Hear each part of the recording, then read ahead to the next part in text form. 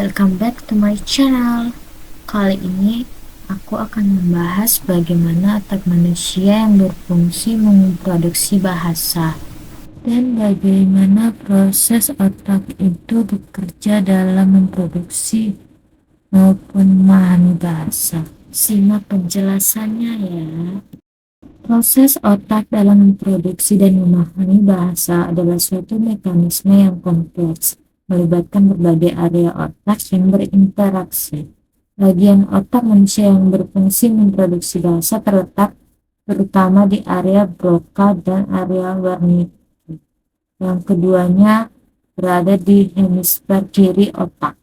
Area Broca terletak di gyrus frontalis inferior dan bertanggung jawab untuk produksi bahasa. Area ini mengatur kemampuan berbicara dan menulis. Ketika seseorang ingin berbicara, informasi dari area Wernicke dikirim ke area Broca yang kemudian mengubah pesan tersebut menjadi bentuk verbal yang dapat diucapkan. Pada area Wernicke yang terletak di gyrus temporalis superior berperan dalam memahami bahasa. Area ini menerima informasi baik dari pendengaran maupun penglihatan dan bertanggung jawab untuk menginterpretasikan makna dari informasi tersebut. Kerusakan pada area ini dapat menyebabkan kesulitan dalam memahami kata-kata meskipun kemampuan berbicara tetap ada. Dua area ini saling terhubung melalui jalur saraf yang disebut fasciculus arcuata.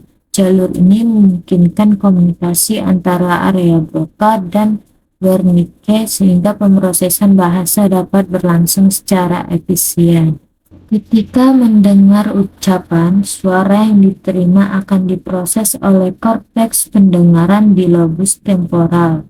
Informasi ini kemudian diteruskan ke area Wernicke untuk diinterpretasikan. Setelah pemahaman tercapai, informasi dikirim ke area Broca untuk merumuskan respon verbal.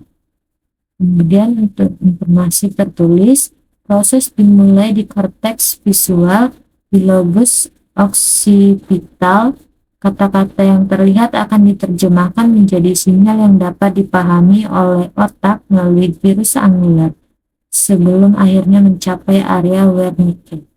Bisa dilihat untuk lebih jelasnya pada tulisan di atas secara berurutan, yaitu korteks pendengaran yang ada di lobus occipital, korteks visual yang ada di lobus temporal, kemudian gyrus angular, dan kemudian mencapai area Wernicke. Di area Wernicke, baik informasi lisan maupun tertulis diproses untuk memahami maknanya. Ini adalah tahap di mana otak menginterpretasikan kata-kata dan kalimat berdasarkan konteks dan pengalaman sebelumnya. Setelah pemahaman terbentuk, informasi dikirim ke area Broca melalui serabut saraf yang disebut sebagai fasciculus arcuata tadi. Di area Broca terletak dekat dengan korteks motorik primer dan bertanggung jawab untuk mengatur gerakan otot yang diperlukan untuk berbicara. Ketika informasi mencapai area Broca, area ini merumuskan kata-kata menjadi bentuk verbal yang dapat diucapkan. Proses ini melibatkan pengaturan gerakan alat ucap seperti lidah, bibir, dan pita suara. Setelah proses perumusan selesai, sinyal dikirim dari area Broca ke korteks motorik primer yang mengontrol otot-otot di mulut dan tenggorokan untuk menghasilkan ucapan.